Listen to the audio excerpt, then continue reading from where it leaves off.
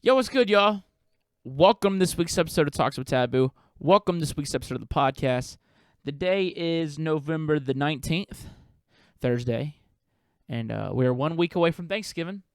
Also 1 week away from the Stuff Me Volume 2 mix, which is actually the dopest mix you will ever hear.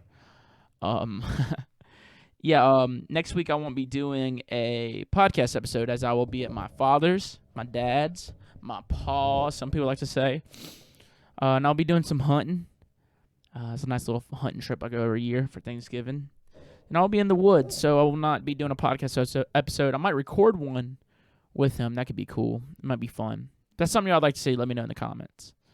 But also just want to say I appreciate y'all, man. I really do. I've been traveling a little bit more, playing more shows, getting back into it again. And it seems like just about everybody I comes up and says hey to me. It seems like they're mentioning the podcast, that, saying they've been enjoying the podcast. And, that just means a lot. That's something that before COVID, I wasn't getting that all the time. And, really been putting work into this podcast, and I've been loving doing it. And I have a lot of plans to kind of do a lot more with it in 2021, executing around that time. But I just wanted to say, man, I really appreciate y'all. I've been having a lot of fun doing this. And if you're watching this or listening to this, go ahead, like, subscribe, all that fun jazz, man. My guest this week it's a great guest, man, because I feel like it's sometimes a harder sell for me to get these industry folks on here, and it's not every day I get a label manager on the podcast, kind of talk about the in and outs of doing stuff like that. And it's a label that y'all all know, Deadbeats. This man runs Deadbeats, manages a bunch of dope artists, helped manage Zed's Dead. And just a guy that's crazy behind the scenes that a lot of y'all don't know about. And so it's always really cool to get to sit down and talk to people like that, because they just have an insight on things that I don't know, y'all don't know. But it's always good to get to learn, because I know there's a lot of people out there that love music and could, want to make a career, but maybe producing or performing isn't their thing. There's always other avenues. So, maybe this is an avenue for you, or maybe you're just interested in how it works. I was. All these questions I asked were just my legit curiosity, But with all that being said, man, ladies and gentlemen, Mr. Harrison Bennett. Come here, girl, 'cause that ass fat. Let me take my tongue and go back your dirt track. I met a girl and her booty tastes like strawberries. I swear to God, this could be the one that I marry. Hey, and she's so different. I may eat that from behind. I met a girl and her booty tastes like strawberries.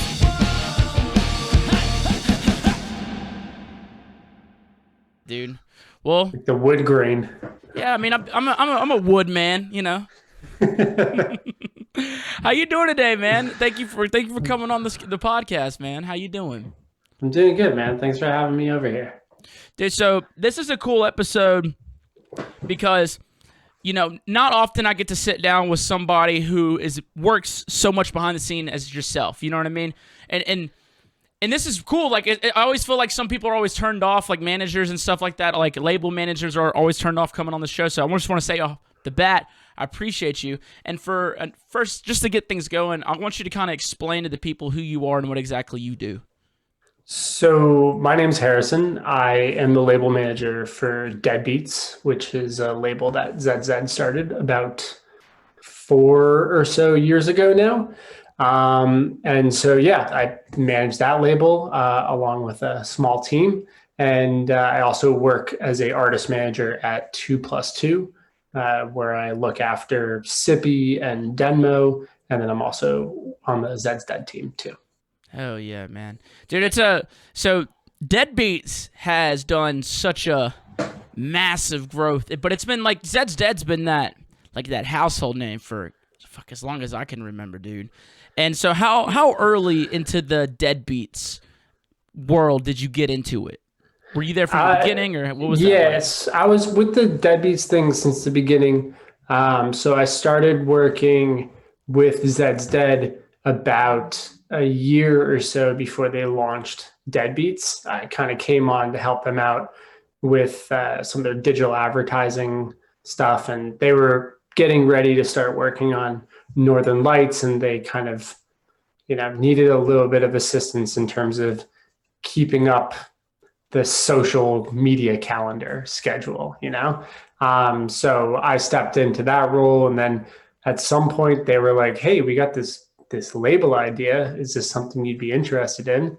And yeah, I like had a shitty office job that I was working, and I was doing this on the side, and I jumped at it. There was just like no better opportunity for me to like be able to get rid of my regular 9 to 5 corporate schlock job and kind of move into music full time. So that was the opportunity, and I took it. Hell yeah, man. You gotta, if you want to be froggy, then leap. You know what I mean? Yeah, absolutely. Yeah. I mean, you basically got to kind of whatever way you can get your foot in the door, take it, and then kind of make of it what you can. How long ago was this? This would have been 20. So I started working with them in like 2015, and Deadbeats kind of got off the ground in 2016. So it's not that long ago at the end of the day. Like I was in music before this, but certainly didn't really make any money doing it. And obviously I was working other jobs. So it wasn't paying the bills, so to speak. What was that 9 to 5 you quit? I'm curious. I was working at a startup that basically created online communities for buy sell trade platforms, and like worked with a lot of like suburban moms for like their church trading platform stuff. So I was there. I bounced around from a couple of different startups. I was working on the operations side of things, and like all good startups, it was really, really fun for the very beginning. And then they like fire everybody because they run out of money. And then it gets a little bit dark. And then you kind of move on to the next one. So that was like the cycle I was in prior to this. Jobs start getting darker and darker. You're like, I don't want to talk about how I was making money for the longest time. Yeah, well, like all the startups, like you go into them and they're like super fun and fancy. And like one of them, they had like a bunch of Razor scooters everywhere, and like everybody would just like scoot around the office, and it was like super pleasant. And they had like ping pong tables and foosball, and like, it's like all this stuff that's like from the outside, it kind of looks like, oh, that'd be really sick. Like there's a beer fridge at work, or you can bring your dogs to work, but it's all really designed to just like make it so you stay in the office longer. And like Friday nights, you would get to like 5 o'clock and they would be like, oh, we're all having a beer. And it's like, I want to go. Like I was promoting parties on the side. I was doing like all this other stuff. It was like, I want to get the fuck out. I don't want to stick around and drink beer with people I just spent 40 hours this week with. Right. So yeah, it's just a totally different world, and so thankful to be out of it. Yeah. Well, going from that where you're just in the office all the time, going into Deadbeats, is there like a Deadbeats office that you work in, or is it all from home remotely? I mean, now it's all home and remote. But no, prior to March, yeah, there's an office. We share an office with 2+2 management, which manages Zed's Dead and Rez, like at least out of our Toronto office, because that's where I live. So we handle like Zed's Dead and Rez and Keys and Crates and Grand Theft and a bunch of other awesome artists out of that office.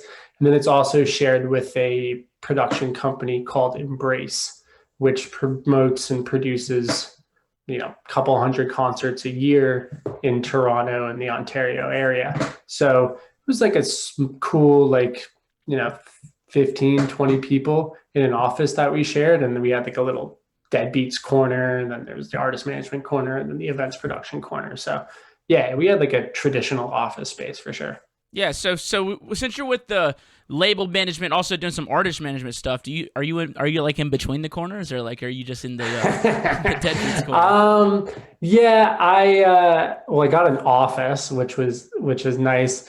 And so everybody's just kind of like a nice little hodgepodge of everything. So you can kind of like yell across the office, and you're hitting a management label, management producer, like promoter, like along the way as you're talking to somebody. What's the coolest side of the office? Which corner is the coolest one?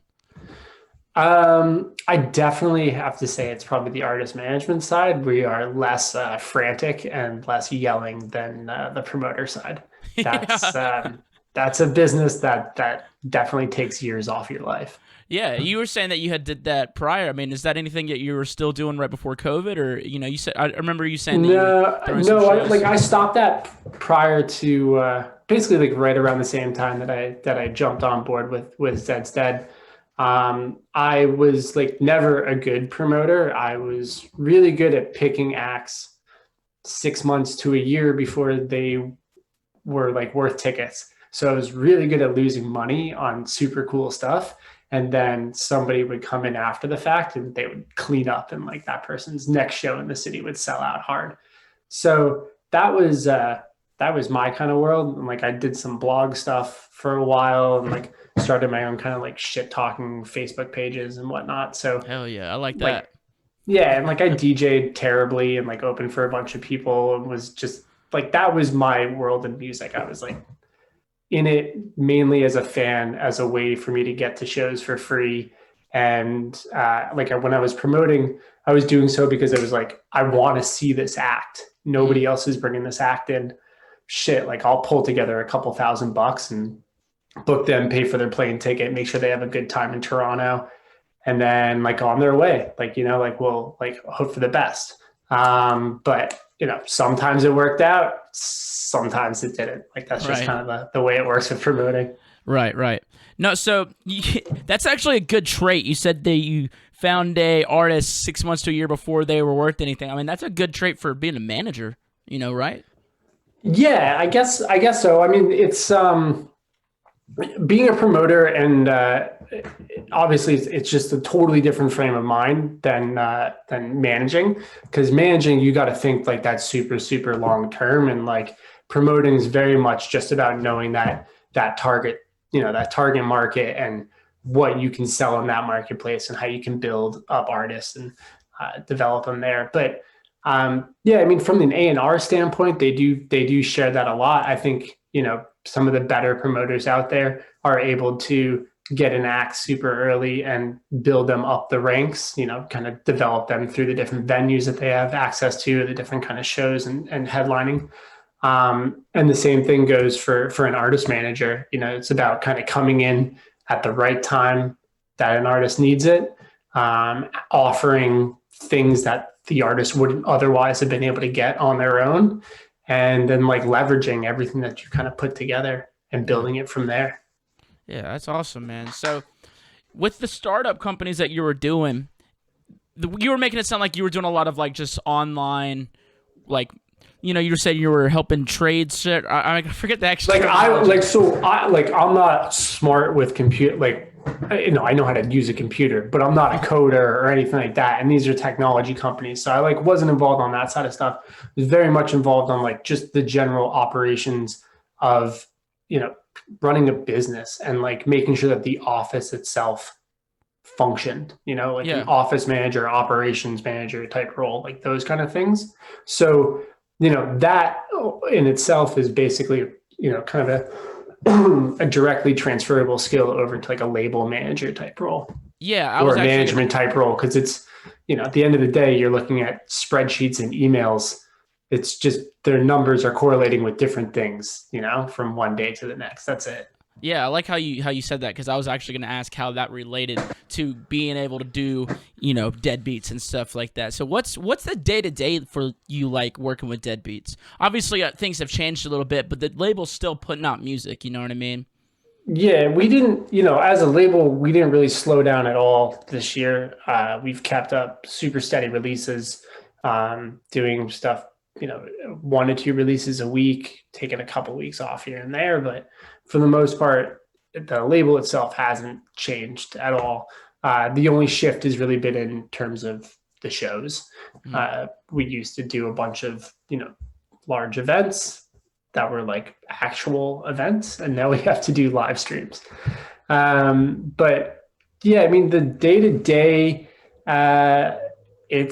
it's a mixed bag of everything, man. Like I don't know what the heck is happening most of the time. Like I have a couple of meetings scheduled, but a lot of times it's just like holy shit, like you see a trend, you jump on a trend, and then you kind of take it to the extent that you can, and not like a trend like, ooh, this kind of dubstep is hot. I mean, so like in the sense that like you see a track performing in some kind of marketplace, and so you're like, okay, what kind of campaign can we get moving here to build this up and continue it moving in the right direction, and jumping and identifying on those trends, taking meetings and calls with different partners like our distributor, which works globally, PR people, radio people, whoever I need to talk to on that day, and then dealing with artists and managers. A lot of the day is really just built around maintaining relationships. Yeah.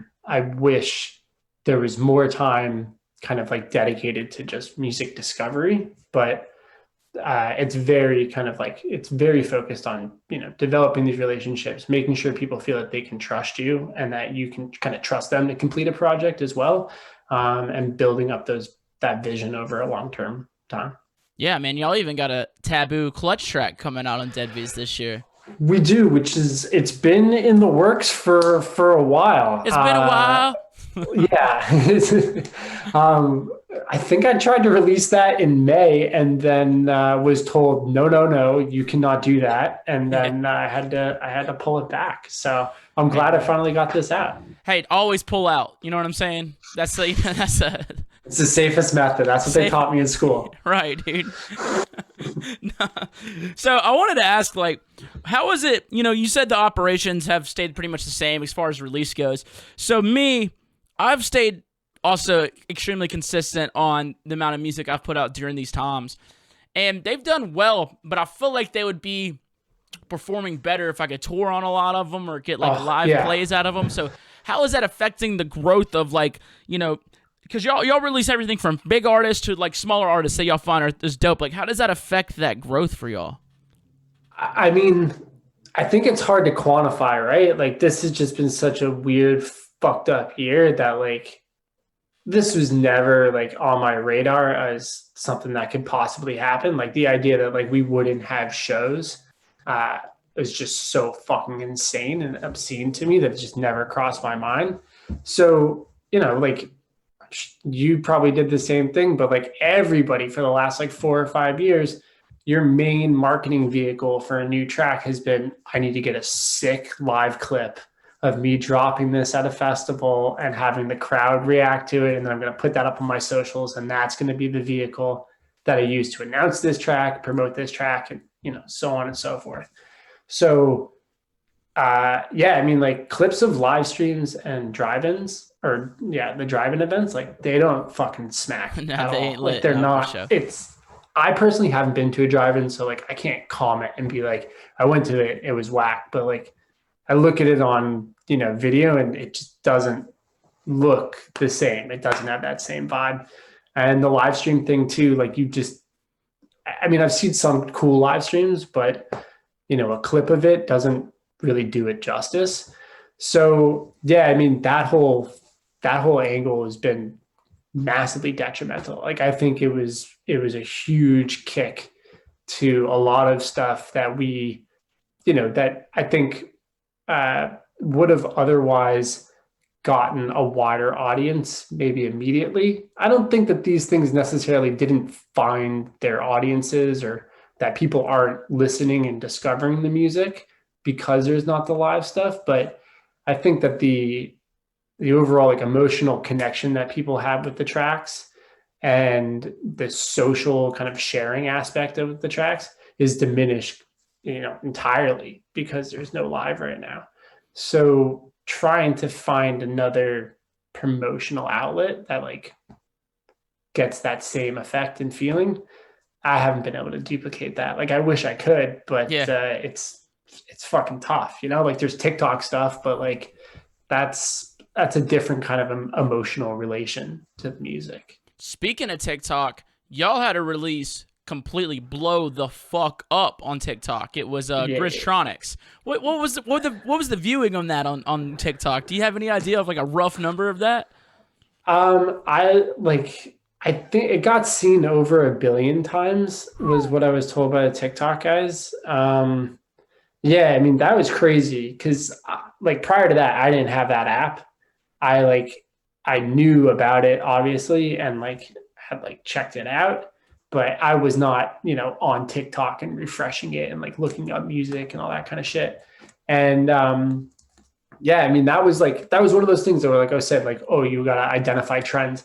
I started seeing like a weird, it was like 2 or 3 months after that track came out. I started seeing like a unusual kind of like uptick in terms of people shazamming the track. And I was like, that's a little bit weird. And I tried to track it down and then finally I was like, oh, maybe it's on TikTok. And I checked it and it was like a few thousand videos. And then I refreshed it and it was a few thousand more. And it just kept going and going and going. And like, yeah, that thing was just it was just on its go. And my knowledge of that platform prior to that was like, oh, maybe we just clip this track here and deliver it. Maybe that's a catchy thing. And it seemed to be catchy because people seemed to catch on with it. But yeah, that thing took on a life of its own. And it's just crazy. Like it's still a really, really well performing track on platforms. Like I think for Grizz and Subtronics, it's their number one track on Spotify still since the release. Yeah, that's So insane. it's huge. And that just happened. Y'all didn't plan that. Y'all didn't plant any seeds. Did it just fucking happen?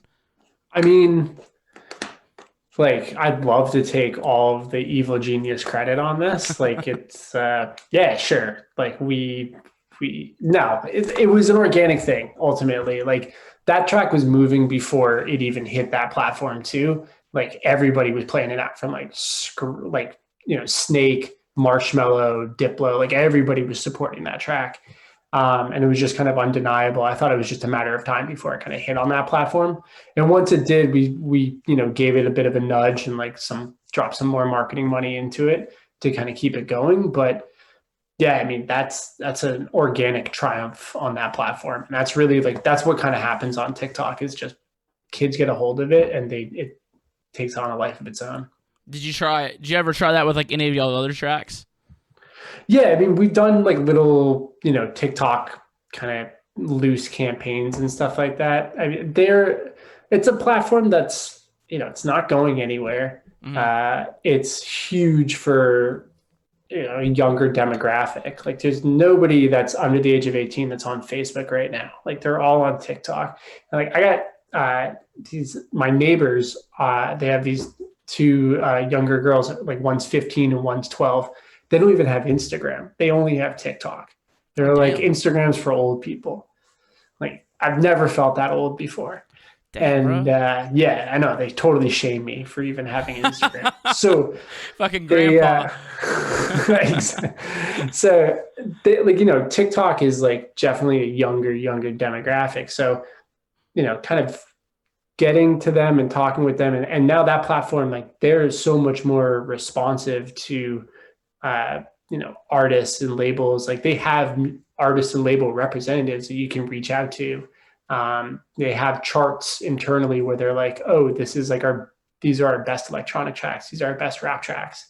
And so, there is a direct correlation between support on that platform and people feeding over to your Spotify or your Apple Music and building it up there and listening to the whole track instead of just 30 seconds. Yeah, you didn't know much about Spotify. I mean, TikTok, but then you got it, and now China knows everything about you, dog. Yeah, they do. They They know. do. I've They never, know. I mean, I've never posted a video. I'm not like, dude, I'm such an uncoordinated, awkward person. So I'm not dancing on that thing or like lip syncing anything. But uh, there's some funny shit on that platform. Like Oh it's yeah, definitely it. Whoever designed it had a good idea because like as soon as you open it up, you're just sucked right in, and yeah. you just like holy shit. 30 minutes later, like what the fuck did I watch? Bro, I bet you can Dougie. You lying. I could see you busting out a good Dougie. No, I'm so awkward at dancing. It's just terrible. I stand in the corner. If you ever see me at a show, like I just stand in the corner with my hands in my pockets because like even those can't keep rhythm. It's bad. Dude, it's 2020 and I still don't know how to Dougie. Uh, dude, you don't like dancing. Then what was it about dance music that just hooked you? Um, I just like the sound, man. I'm a music nerd. Like I was always going to concerts when I was younger. I was uh like I quit jobs and like went to go follow Fish around on tour, and that's You look like been a like Fish my guy. life. You look like a Yeah, Fish yeah, yeah. guy. I'm like a big jam band nerd. Hell yeah. So yeah, I mean that was my introduction into live music. Really was like, oh, there's this whole kind of like underground scene of people that aren't paying attention to what's on the radio, aren't paying attention to what's on MTV, uh, and they fucking love this music. Like they're diehard stuff. Like I grew up in South Florida, and there was a huge pop punk scene there, and like Newfound Day to remember. Glory, Poison the Well, like that kind of shit. So they like, but that kind of leaned a little bit more commercial, anyways. Like they all made music videos. I kind of like the very like underground stuff, and there was cool underground radio stations from South Florida, like that were playing electronic music, a lot of drum and bass, and a lot of breaks.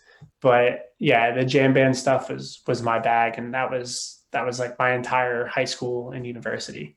Yeah. You fuck with Talk? So with who? Talk? I don't TAUK? know what I don't know what talk is. Oh man, it's a jam band. They're my favorite. All right, yeah, you'll have to send me a link on Dude, that. they're I'll check fucking it out. awesome. I go to their shows and everyone's dancing and shit. I just sit there and watch the drummer because he like is doing like the most intricate shit, but he's like dancing while doing it and he's not breaking a sweat and it's fucking awesome. I'll have to check that out. I've never seen a drummer with that much swagger. But but yeah, so like I listened to like I went to a lot of Fish shows, and then they kind of like went on a break, and I got into the Disco Biscuits, and that was like a big. They did like a cool fusion thing of electronic music and jam band stuff, and then they have Camp Disco, Ooh. which I started going to that years ago, and that ended up being one of the first festivals that ever booked dubstep ever Yeah. in North America. And they booked Joe Nice and some of the Dub War crew from New York City. They did like I think it was a monthly or a weekly down there at Club Love, which was an amazing club that didn't even exist Club just Love? prior to COVID. It's been gone forever. Club Love, and it's like That I think it was like LOVE? partially owned by Q-Tip, and like dude, the walls were just subwoofers. Yeah. It was fucking bonkers. Like you went in there and it was a religious experience. So they brought those guys down to Camp Bisco. I think this was like 2007 or 8, something like that. And like the festival wasn't prepared for this shit at all because they were playing off turntables and the bass was so heavy it was just bouncing the turntable. So they were skipping every 32 bars or whatever, and it was just brutal, but it was absolutely incredible. And it was like through that whole scene and whatnot, like their message boards and fans of those bands trading music, that I like kind of got a better introduction to dubstep or drum and bass and garage and a lot of what was coming out of the UK. And so, yeah, that's how I ended up in the dance music world. Dude, is it pronounced garage? I always thought it was garage. Well, like if you're talking about the music and like you're talking about the UK stuff, then you have to say like, "Oi, I'm listening to some garage, mate." And then because like otherwise they're like, "Oh, what are you talking about?" But it's like, no, you have to say garage. So like you can sound like you're like kind of on it, like you have to Garage. Yeah, garage. Garage. Yeah. And then you have to like follow up with like, "Oi, governor." Wait, isn't that Australian? Oi. Yeah, and Sippy, who I manage, is Australian, and she's gonna just send me evil text messages probably after this for just making fun of her. And then Denmo, who I also manage, is British, so it's just an awful, completely insensitive mishmash of both of their cultures, which I'm just That's what happens every single time I try to do an Australian or British accent. They just kind of go into one another, even though they different, man. They is different. I mean, yeah, like one of them is like the convicted version of the other, right? Like, that's awesome, man. Dude, so I want to get back to talking about Deadbeats real quick. Okay, you said 2016 is whenever you started up with it, right? Yeah.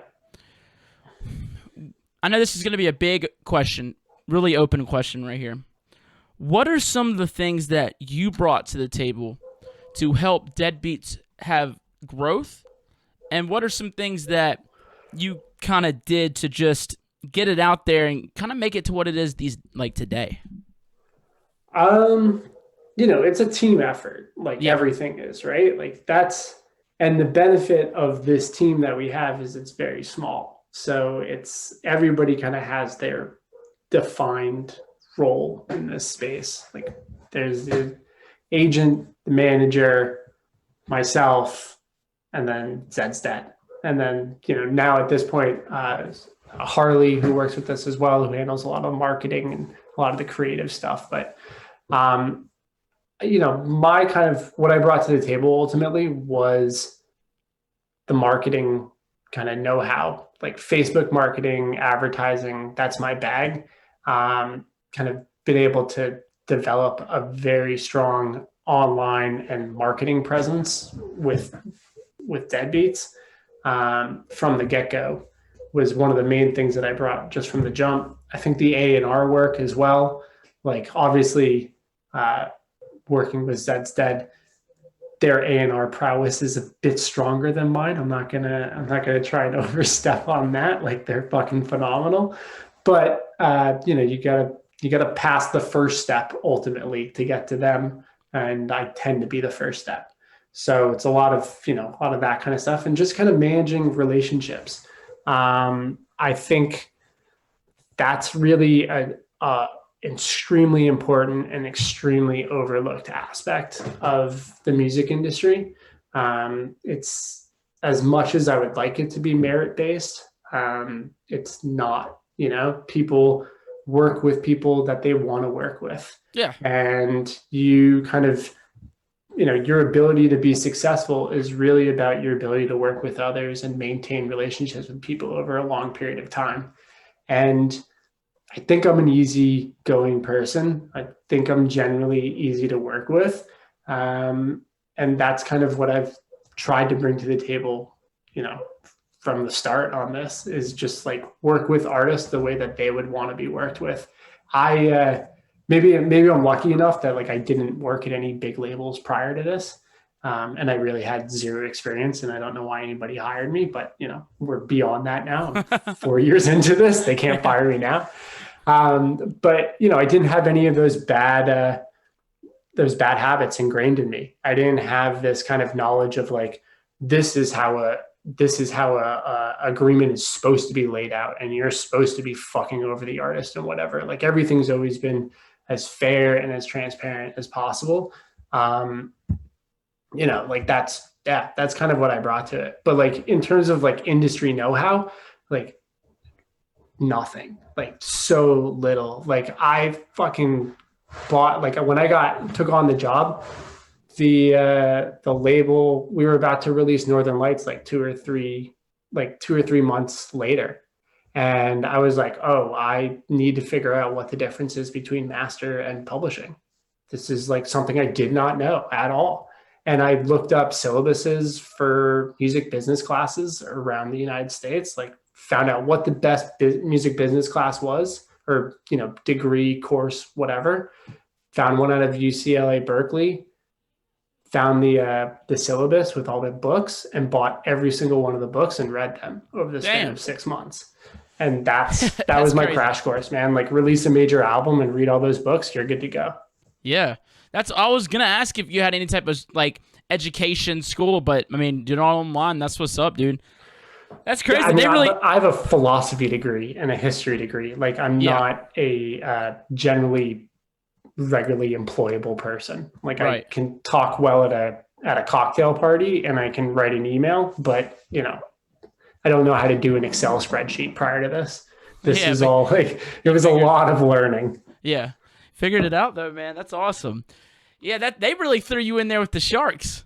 You know what I mean? Like, Sink or swim in this industry, dude. Like that's what it is. Like nobody's gonna hold your hand through anything. It's you got to figure it out, and yeah, that's it's fun.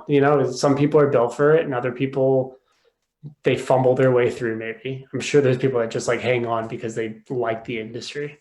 yeah. I don't know. I definitely like the, you know, music industry, music business. Okay, I like the industry more than the business, but it's all the kind of the same thing at the end of the day.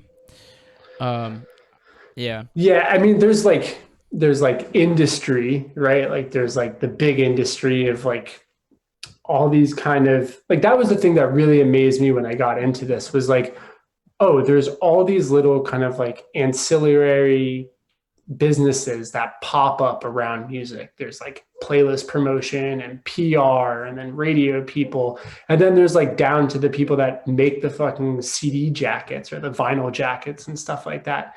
And, that's not something that like you traditionally think about when you're outside of the industry. If you're just listening as a fan or if you just know this music as a fan. And I'm not even sure most artists even kind of fully understand the breadth of those networks that you kind of have to tap into.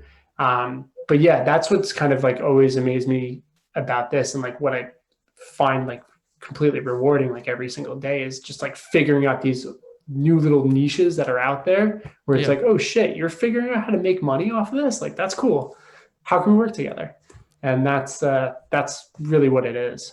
That's awesome. And that's why I like doing these podcasts, man. It's like having people like yourself that are just you know these things. You're like not one that's in the spotlight, but you making moves out there. So it's always cool to sit down and talk to people who, kind of have these insights on things.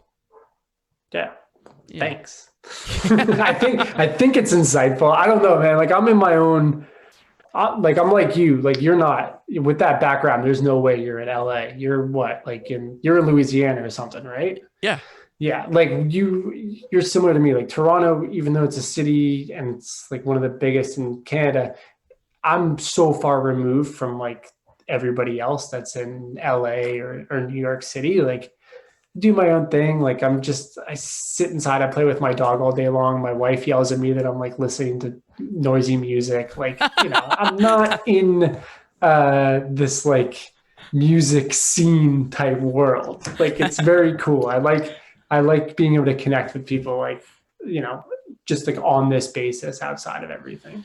Yeah, and you ain't gotta be in LA to make it in the industry anymore. The No, internet's absolutely just not. leveled the playing field. I like what you said, dude. I'm out playing with my dog. My wife's just yelling at me. It's beautiful. Yeah, there's a Jim Jeffries joke, and it's like all women are the same. Y'all like to go and at the end of the night spend 30 minutes taking your makeup off, and then come into the room and tell me what all I've done wrong today. I mean, we don't have that kind of relationship. I know, but it just reminded me of it. But she definitely puts me in my place and keeps everything kind of like on the level. Yeah. Like Yeah. we're both working from home for the last 6 or 8 months, whatever, however long it's been, and her conference calls are just as important as my conference calls, and she tells me when I'm being too loud or too obnoxious, and I don't think I tell her that. I just walk to another room. Like right now, I'm just like hiding out in a spare room right now. I'm gonna go do a podcast. Yeah, I was like, I have to do it. She was like, well, you better leave because if I make dinner again, I don't want you, I don't want you upset. So, so there you go. Dude, so before COVID, were you going to a lot of the Deadbeats takeovers and stuff like that? Yeah, I was on the road pretty much nonstop. Every Deadbeat show, a lot of the Zed's Dead shows. I was there, and it's yeah. I mean, that's a big gap. That's a big thing that's missing from this year. But over the last 3 or 4 years, however long we've been running those shows, yeah, I've been on pretty much every single one of them. There's only a few that I've missed. And I love going out to those events. That's been like the coolest thing because, again, like I mentioned, I'm not in LA, so I don't get to meet a lot or hang out with a lot of these artists or even talk with the managers one-on-one. So that's kind of my chance and opportunity to actually meet people on a human level, so they can put a face behind the email address, and been able to actually develop some good relationships with people from those. Meeting up with people at shows, and we go grab dinner beforehand or hang out and grab breakfast the following day. That's a super rewarding part of this job. And then in addition to the fact that like going to these shows, you actually get to see if people are digging the music. Yeah. That's what you're not getting right now with the live streams. And, of course, like the chat can get really buzzy or whatever, but going to shows and like seeing people kind of like sing along to the drop or know the words to a song or, that big reaction, that's by far the most rewarding part of this job. So yeah, I mean, going to the shows is as good as it is to like be able to network with people. It's also like the release at the end of the stressful work week. Yeah, I miss a good fucking handshake, man. That's one of the things I miss. It's just a nice handshake. There's something to, you can tell a lot about a man by his handshake. Yeah, I agree with that. Sometimes a little bit too much. You're like, damn, you're really fucking sweaty hands. But I like hugs. I'm very friendly. I miss I miss a hug. I miss someone talking too awkwardly close to me. Hell yeah. I don't miss sharing blunts. So like personal blunts forever from now on. I think that that's one of the things that we should take from COVID If we going take forward. anything, that's what we take. Yeah, no more sharing blunts, no more sharing joints, personal only.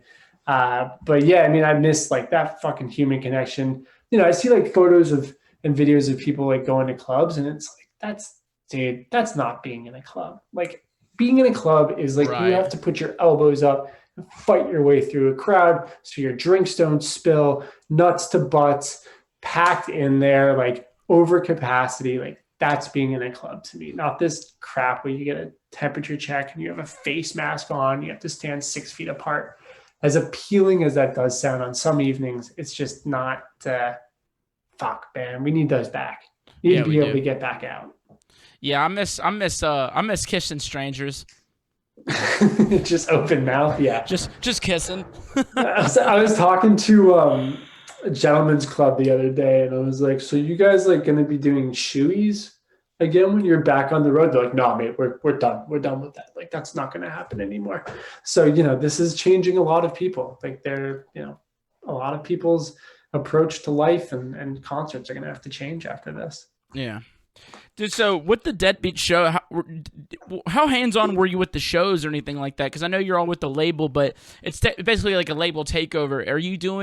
Is there like a job that you have for those takeovers other than marketing? Yeah, I mean, we do everything. We handle the lineups.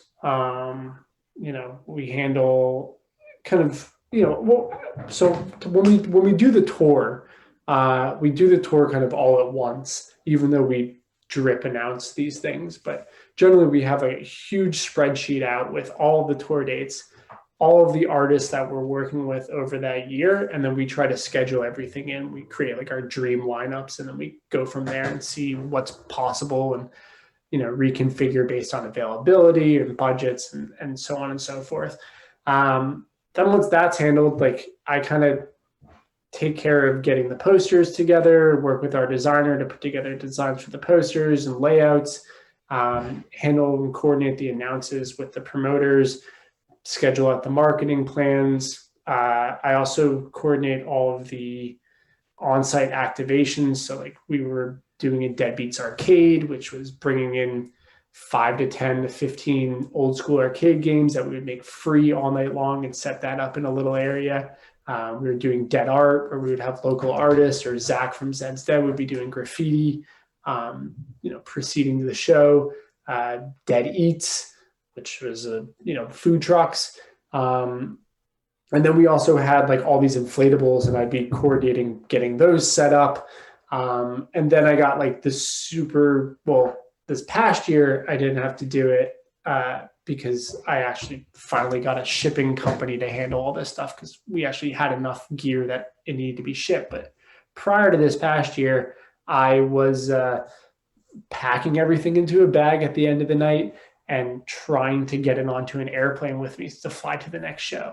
So like literally doing, roadie grunt work in addition to the front end promotion and marketing of these events, and then running on the ground meet and greets and merchandise stuff and whatnot. So everything, like I said, it's like these are big events, but we have a very small team, so I try to pass over as much as possible to the promoters. They run the kind of real on the ground logistics, but when it comes to production management and the meet and greets and the social stuff, like that all runs through myself and Harley if she's there with me.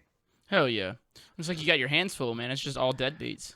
Dude, literally hands full. Like Hell yeah. I've gotten to the airport before and been told that I'm overweight on baggage and then had to run around and buy new luggage to reconfigure baggage. Like I've had absolute nightmares shipping that stuff around.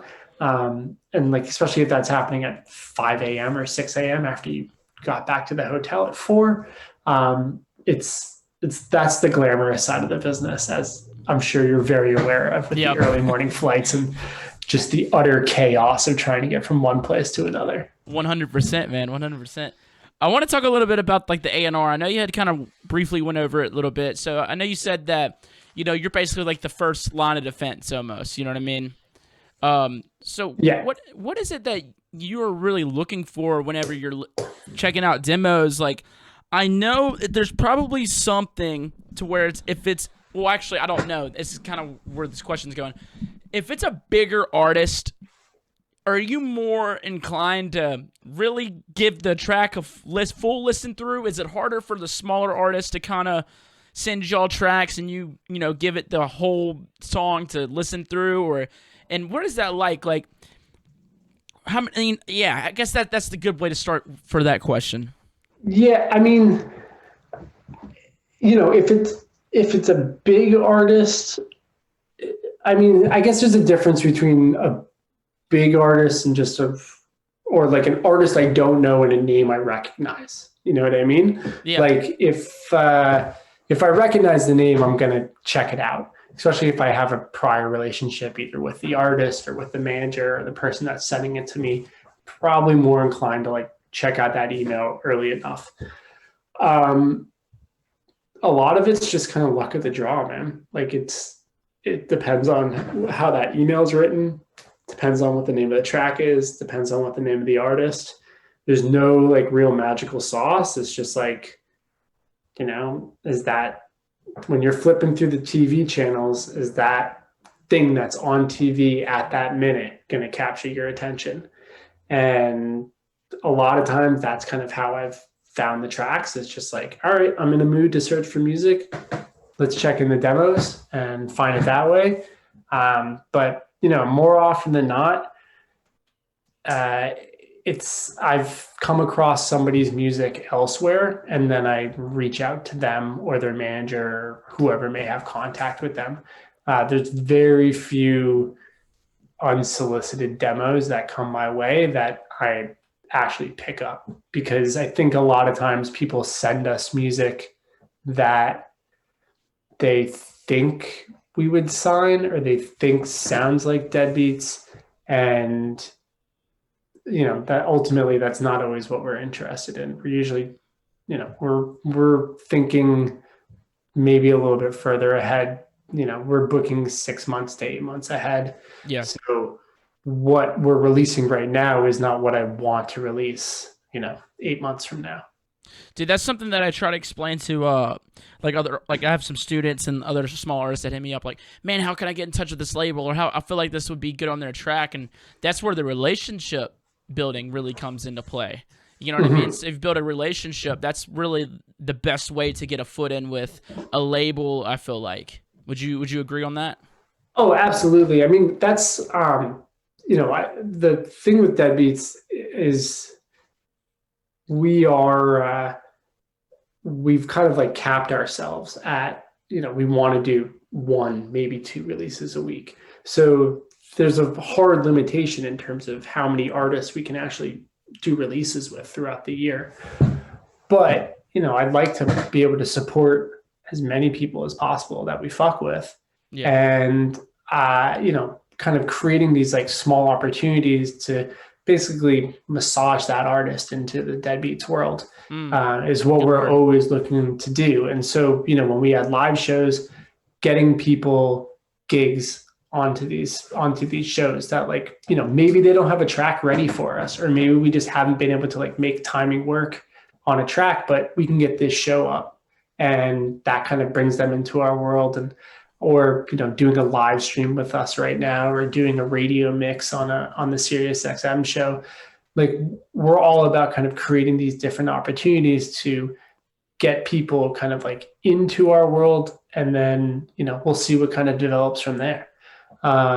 That's kind of the ultimate idea with bringing in as many new people as possible. But I think my schedule is tough right now. Like the release schedule is not an easy one to break through. I've even gotten shit from Zed's Dead for like not having space for them on certain things. So it's tough for everybody out there. It's just there's only so many weeks in a year. But yeah, I mean we're always looking for new opportunities to kind of build out space for newer acts to introduce into Deadbeats. Mm-hmm. Hey, I'm not sure if that was like the best answer of that man, question. I like it. I mean, you're very knowledgeable about it all, and you're the man behind this behind the mask. That's not the saying. It's not the saying. Behind the demo email that doesn't respond to anybody. Probably. Hey, I want to ask you one more Deadbeats question for you. Okay. Yeah. So since you're a man who's been in it from the beginning, from your perspective, what has this been like? Like the growth of Deadbeats, watching it grow. What has this been like for you? This is like the greatest thing that I've gotten to be a part of. Like, bar none, hands down. Like, I absolutely love this. This is like my dream job. So it's endlessly rewarding. Like, I love being able to work with the artists that I work with. I love going, when we could go to shows, I love going to shows. I love live music. Like I was constantly getting in trouble at every other job I worked at for doing music stuff while I was on the clock there. And whether I was like, promoting parties or talking to people or whatever at other jobs, I was always getting yelled at. So the first like year that I was doing this full time, I remember like somebody would like walk by me and I would be like on Facebook advertising and I would just instinctively minimize it to try and hide what I was doing because I was like, oh yeah, shit. Like I'm getting paid right now to do this. Like this is legit. This is cool. So, I mean, that's like for me personally, like this is a dream situation. Like I love working in music. I love working with the artists that I work with. And I love working with like all of the people like in the industry that I get to work with. So yeah, for me, like that's what it is. Yeah, that's awesome, man. I'm happy for you. I mean, yeah, I want that for everybody else that we work with. Like, I don't want people walking away from any interaction with us that was like, that sucked, like that's not, because then you can walk away from like, then you might as well have a real job. Like this is fun for a reason, like, and we should always continue to make it fun and always find opportunities to kind of support one another and develop other people. Like I'm very much of the rising tide floats all boats type philosophy. And, or if you want to, if you're into sinking my boat, you can sink it. You know what I mean? I'll blow it right up. Yeah. But like, I mean, but then that would be fun and we'd all party together. Right. Like, so like, we'd all have a big boat blow up party. I love that, man. I totally agree with you on that. Like, I don't do anything unless I want it. I do things because they're fun and I enjoy doing them. And I'm glad that, I like a story of, hey, I was doing this, I wasn't happy with it. I always loved doing this, and I found a way to make a living doing that. So it's just a beautiful story, man. And I'm happy for you, really. Not everybody gets to live that dream. You know what I mean? I'm happy for you. Yeah, I mean, listen, not all sunshine and rainbows. Like, of I have course, to live dude. in Canada for we all wish it was dicks and sunshines, but it ain't, dude. I mean, I'm like living in the tundra to do this job, but tundra. I wouldn't have it any other way. At the end of the day, it's fine.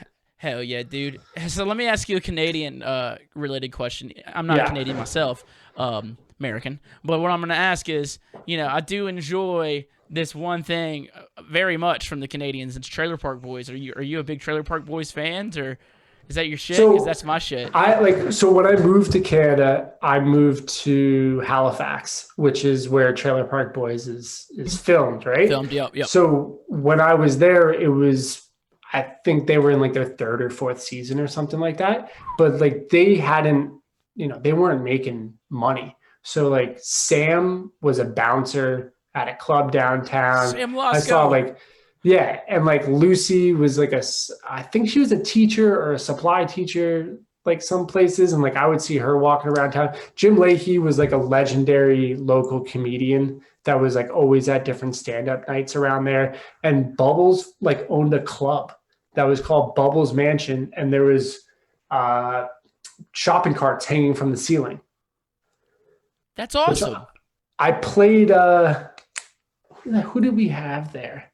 I played a bunch of shows at that club too. It was a dingy ass club, but we had a bunch of DJs like through that place as well. It was like so grimy. That's an amazing story, dude. I fucking love that. That's Yeah. awesome.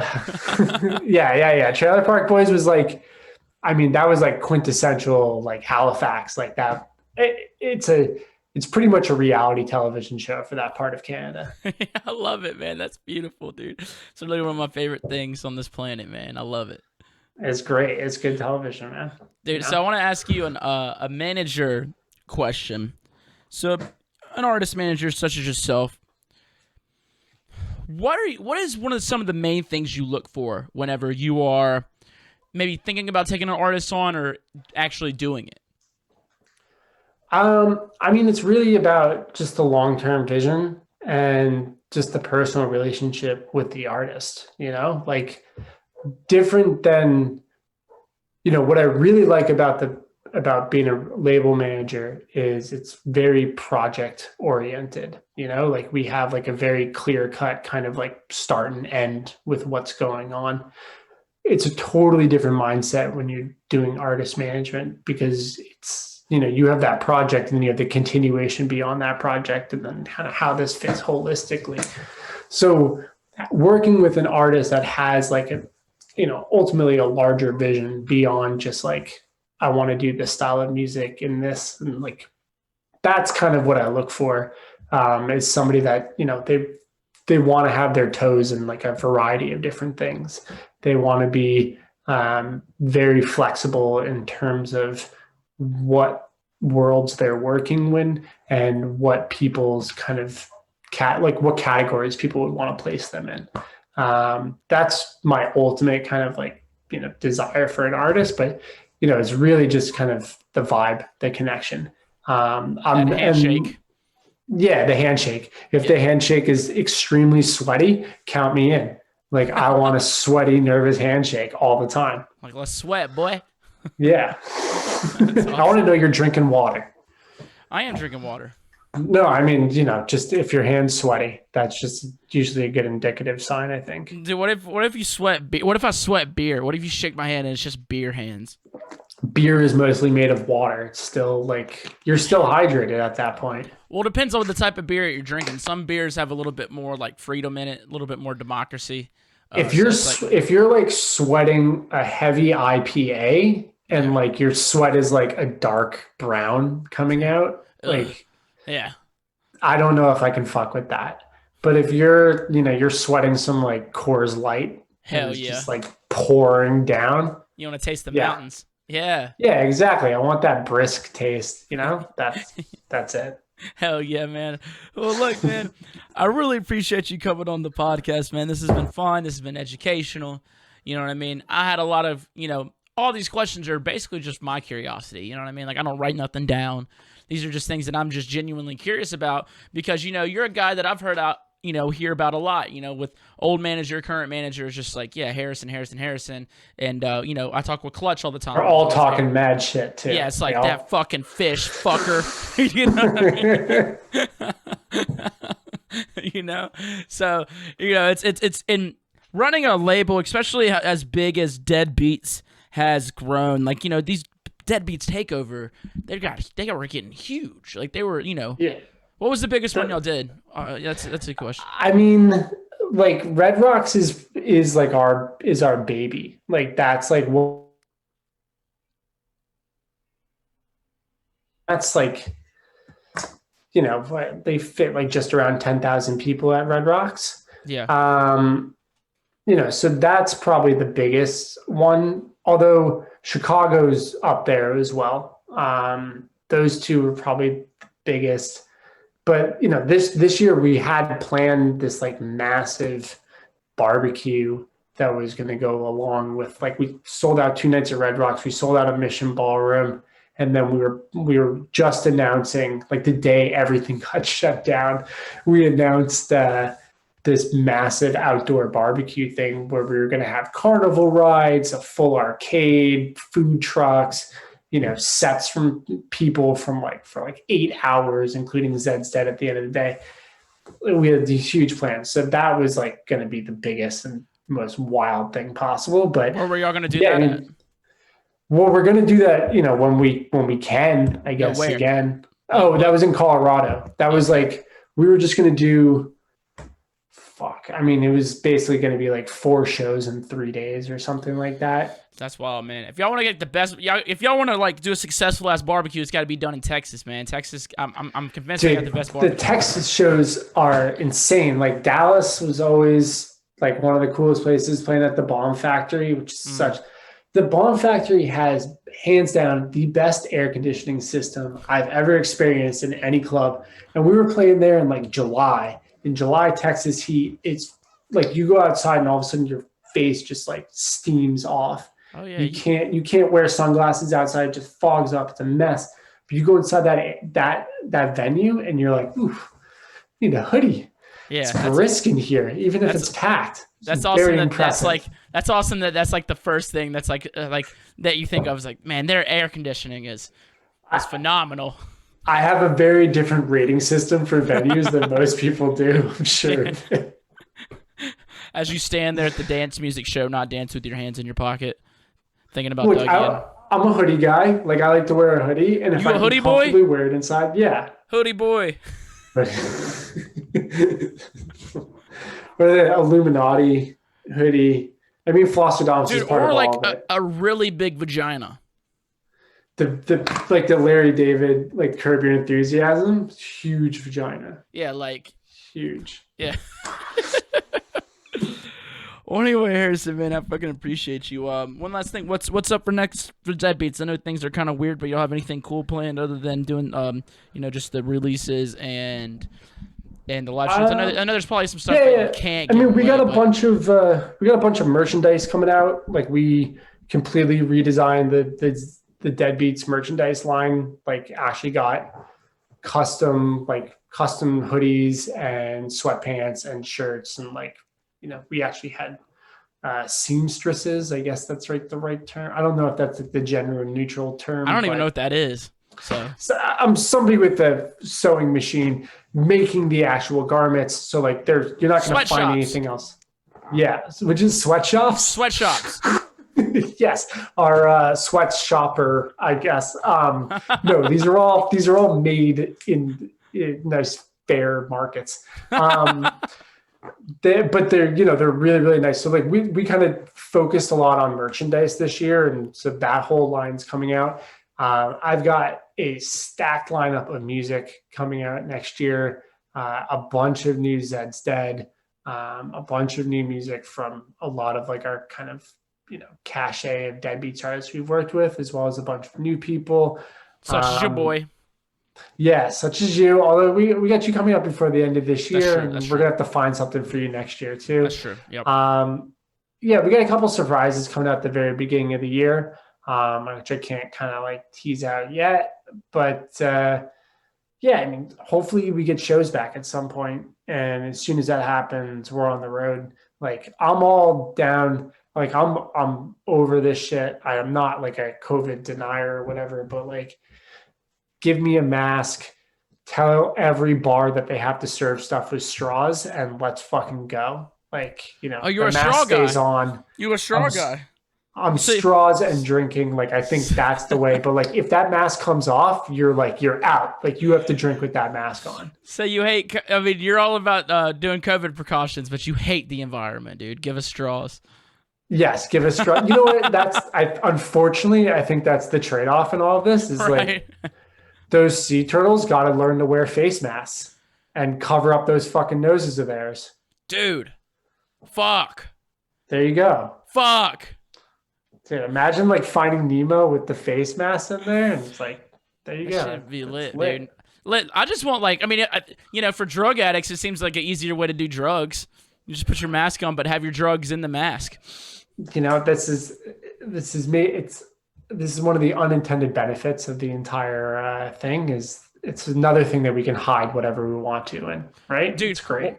Or if you're a pervert, you just make someone's panties into a mask.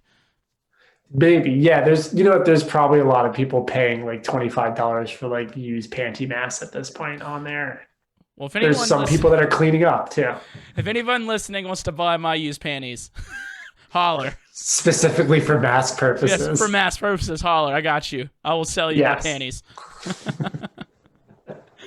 All right, Harrison. It's been fun, man.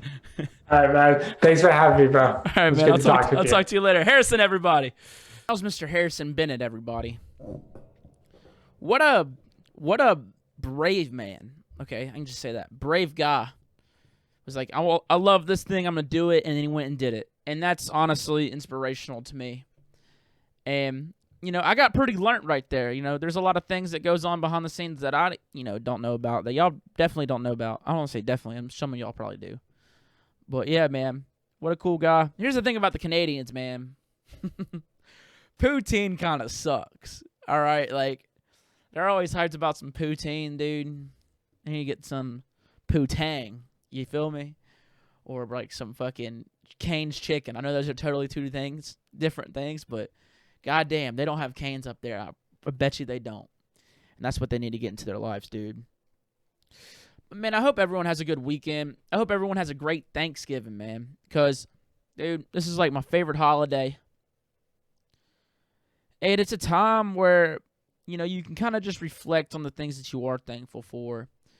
But for me, Thanksgiving's about family and spending time with people that you may not necessarily get to see all the time. Me, I'm going to go see my dad. I get to see him maybe twice a year.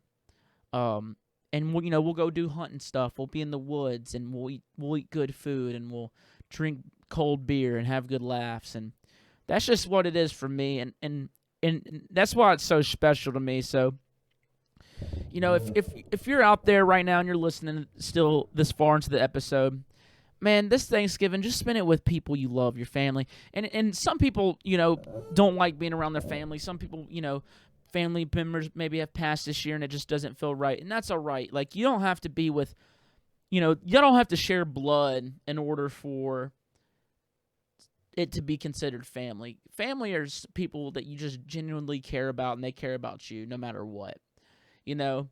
I could kill somebody and my mom and best friends and girlfriend, they'd all still love me. And that's all family to me. And, not everybody has that. And if you're out there and you know somebody who maybe just lost a family member or maybe they moved somewhere new or they just can't be with their family this year, man. And, give them a hand. Like, reach out a hand to them. Because I feel like love goes a long way. Doing something like that goes a long way with not only good karma, but just with that person's happiness. You know what I mean? It's nice to know that there's people out there that care.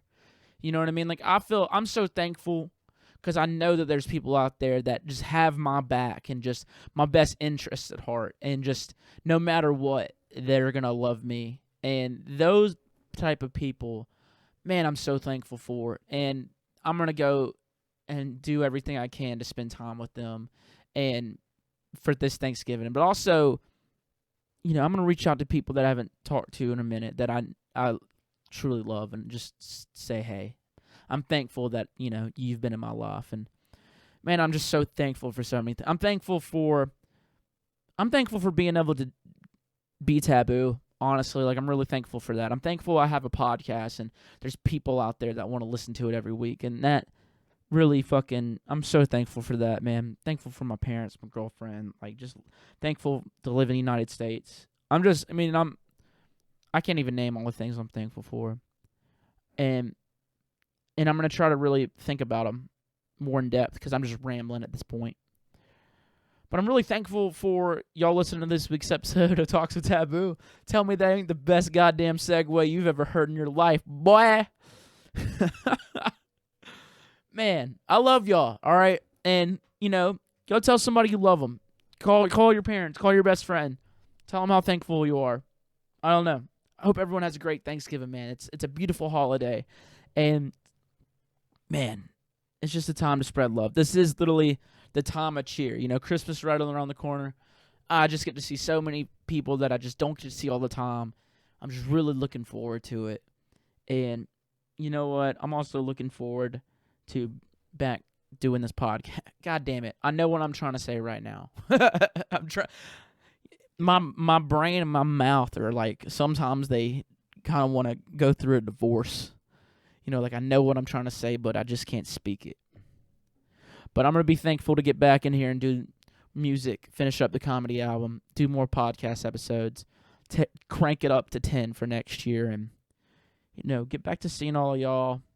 Like I said, thankful for all of y'all, and I really appreciate everybody out there listening and just supporting. Even if you're not supporting me, just supporting anybody that's out there trying to do something that they love, man. Means a lot.